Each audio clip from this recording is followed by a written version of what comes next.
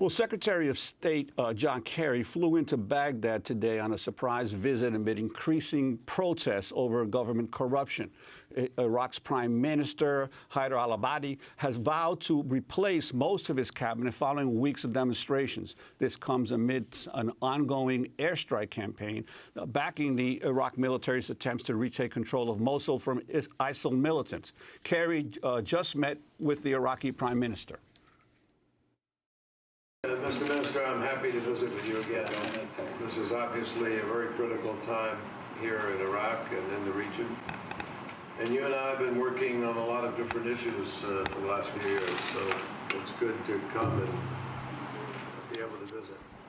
On Tuesday, President Obama announced he's exploring new ways to scale up the battle against ISIS in Syria and Iraq. We are working to make sure that we're accelerating the campaign against ISIL. In Syria and Iraq, ISIL continues to lose ground. Coalition forces recently severed the main highway between ISIL strongholds in Raqqa, Syria, and Mosul in Iraq. And we continue to take on their leadership, their financial networks, their infrastructure. We are going to squeeze them, and we will defeat them. But as we've seen from Turkey to Belgium, ISIL still has the ability to launch serious terrorist attacks. One of my main messages today is that destroying ISIL continues to be my top priority. This will continue to be a difficult fight, but I'm absolutely confident that ISIL will lose. We will prevail. We will prevail. Those were the words of President Obama on Tuesday. Nearly a decade ago, in December 2006, President George W. Bush said those same three words in another address on the fight in Iraq. I also believe we're going to succeed. I believe we'll prevail. Not only do I know how important it is to prevail, I believe we will prevail. I understand how hard it is to prevail. But I also want the American people to understand that if we were to fail, and one way to assure failure is just to quit, is not to adjust and say it's just not worth it. If we were to fail, that failed policy will come to hurt generations of Americans in the future. We will prevail. That was George W. Bush in 2006. His father, President George H.W. Bush, used the same phrase 25 years ago, January 1991, when he announced the U.S. had begun attacking Iraq to begin what became known as the Persian Gulf War. But even as planes of the multinational forces attack Iraq, I prefer to think of peace, not war.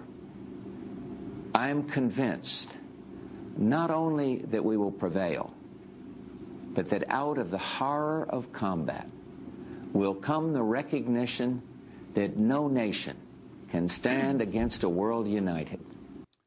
We will prevail. Three words said by three presidents, all addressing U.S. wars in Iraq dating back a quarter century. The seemingly never-ending U.S. war in the Middle East is the subject of a new book by retired Army Colonel Andrew Bacevich titled America's War for the Greater Middle East, A Military History.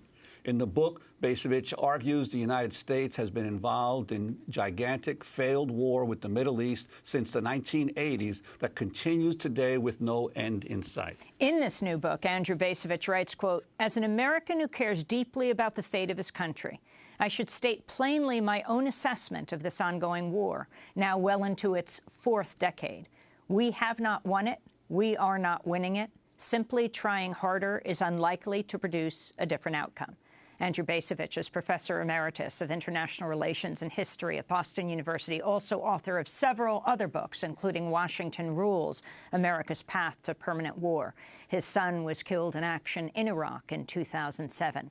Professor Bacevich, welcome back to Democracy Now! It's great to have you with us. Thank you. We will prevail, George H.W. Bush. We will prevail, his son, George W. Bush. We will prevail, President Obama. Have we prevailed in any way? Well, we haven't. And I have to say those are exquisitely chosen clips because they really do illustrate what's the point of my book, and that is that we have been engaged militarily in the greater Middle East, large parts of the Islamic world, for going on 4 decades. We've engaged in innumerable interventions, large, small, brief, protracted, and we have yet to come anywhere close to achieving our aims. Whether we define our aims as restoring stability or promoting democracy or reducing the prevalence of anti-Americanism, it's not happening, and arguably, our military efforts are actually making things worse. Well, interestingly, as you point out, before 1980, virtually no American soldier had ever been killed in any kind of military action in that part of the world. And since 1980, very few have been killed who were not in that part of the world. This shift that occurred from the Middle East being largely an area of influence or control by the European colonial powers to the United States exercising such a huge role, how did that happen? Well, we Americans have forgotten, but prior to the beginning of the Cold War, the United States was not a great military power. We raised forces from time to time to deal with some particular issue, but it was in the wake of the Cold War that we as a nation decided on a permanent basis to maintain a large military establishment. For the first several decades of that Cold War, the United States had two priorities. We were willing to fight for Western Europe. We were willing to fight, did fight in East Asia. We were not willing to fight for the Middle East. That changes in 1980, specifically, a particular moment in January of 1980, when President Jimmy Carter, in his State of the Union address, promulgates what's known as the Carter Doctrine. Well, I think we actually have a clip on that. We'd like to go to that now. This is Jimmy Carter, January 23rd, 1980, delivering the State of the Union address. You mentioned and laying out what would later become known as the Carter Doctrine. Let our position be absolutely clear. An attempt by any outside force to gain control of the Persian Gulf region will be regarded as an assault on the vital interest of the United States of America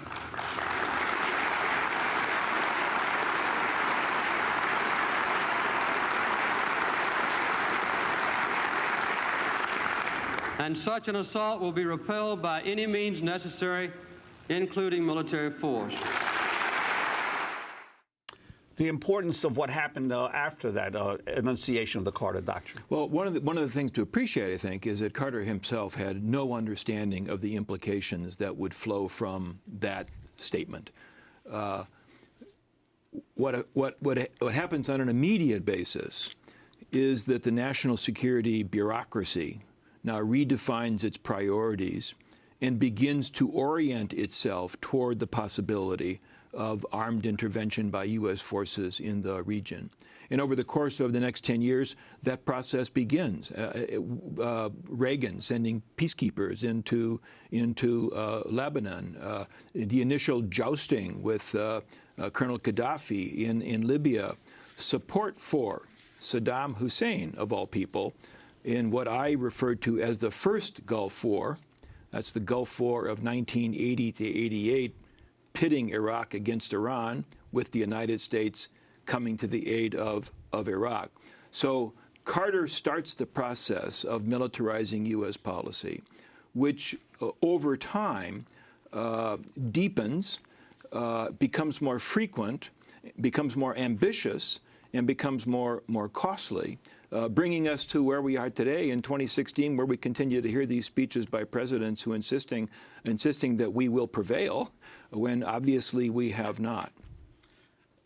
Your book has sort of the epic scope of pulling everything together that, for instance, Jürgen's book, The Prize, has in terms of focusing in on the importance of oil in all this. Could you talk about that as well? Well, the war for the Greater Middle East did begin as a war for oil. I mean, the proximate trigger of Carter's speech was the Iranian Revolution, which had produced a second oil shock of the 1970s, combined with the Soviet intervention in Afghanistan, which in Washington raised fears that, I mean, there were bizarre notions, but raised fears that the Soviets were going to march across Iran and attack Saudi Arabia. So at a time when we were increasingly dependent upon foreign oil, to include oil from the Persian Gulf, yes, we decided to fight for the region. But I argue that there really was much more at stake than simply access to oil. That in the context of the times, the the war for the greater Middle East really becomes an effort to refute the notion that the United States is a country that has to to accept limits, to affirm the claim of American exceptionalism, of our uniqueness, of our special status in history and in the world at large. I wanted to go back to September 18th, 2001, then Secretary of Defense Donald Rumsfeld holding a Pentagon briefing where he tells reporters how war against terrorist targets would differ from conventional war. This is an excerpt. We have a choice, either to change the way we live, which is unacceptable, or to change the way that they live, and we chose the latter. We intend to put them on the defensive, to disrupt terrorist networks and remove their sanctuaries and their support systems. This requires a distinctly different approach from any war that we have fought before. So assess what he said and go back to what you referenced at the beginning. You're saying our presence in Iraq right now, in the Middle East, is worsening the situation. There's no question about it. That is a wonderful clip. I think that is, in a sense, the most important, the most telling, the most instructive quote from a U.S. government official to understand the path that we have followed. Now, prior to 9/11, I don't believe that presidents and policymakers actually had a clear understanding of what they wanted to do in the greater Middle East. They somehow assumed that the presence of U.S. forces or introduction of U.S. forces would have some kind of a positive effect. It's after 9/11 that Rumsfeld and those around him, the president, Cheney, Wolfowitz, embarked upon this massively ambitious strategy to change the way they live. You'll notice that he really doesn't specify who they are. I think by implication, they are large numbers of inhabitants of the Islamic world. We're going to change the way they live to make them live the way we live, with the expectation that, therefore, they will no longer pose a threat. Informing that ambition, of course, is an estimate of American military capacity that assumes that we cannot be defeated, or more to the point, that we can and will prevail militarily. That's the thinking that, of course, then informs the decision to invade Iraq in 2003. We have to break, and then we're going to come back to this discussion with retired Colonel, Vietnam War veteran, Professor Andrew Bacevich. His latest book, America's War for the Greater Middle East, A Military History. Stay with us.